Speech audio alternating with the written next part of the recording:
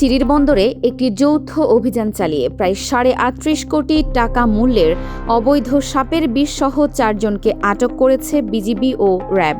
গত ১৩ আগস্ট দুপুরে উপজেলার আমবাড়ি এলাকায় বিজিবির দিনাজপুর ব্যাটালিয়ন ৪২ বিজিবি, র্যাব ১৩ ও নির্বাহী ম্যাজিস্ট্রেটের সমন্বয়ে গঠিত একটি যৌথ দল এই অভিযান পরিচালনা করে।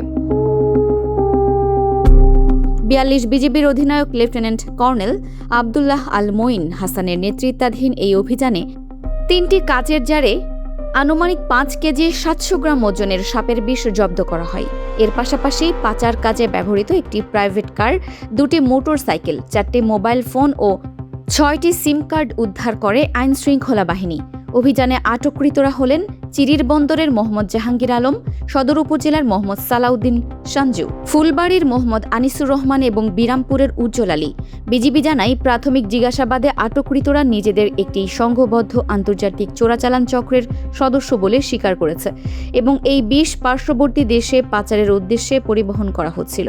জব্দকৃত বিষ, গাড়ি এবং অন্যান্য মালামালের সর্বমোট সিজার মূল্য ৩৮,৫৭,৩৮০০ টাকা নির্ধারণ করে পরবর্তী আইনি ব্যবস্থার জন্য আটককৃতদের চিরির বন্দর থানায় হস্তান্তর করা হয়। পরবর্তীতে আদালতের নির্দেশনায় গত ১৯ আগস্ট হাজী মোহাম্মদ দানিশ বিজ্ঞান ও প্রযুক্তি বিশ্ববিদ্যালয়ের ল্যাবরেটরিতে রাসায়নিক পরীক্ষার মাধ্যমে উদ্ধারকৃত নমুনাটি সাপের বিষ হিসেবে নিশ্চিত করা হয়েছে।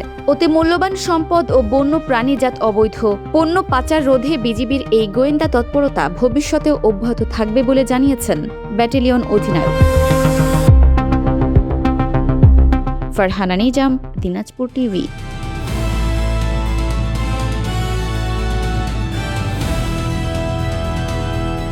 দিনাজপুর টিভি মানুষের জীবনের কথা বলে।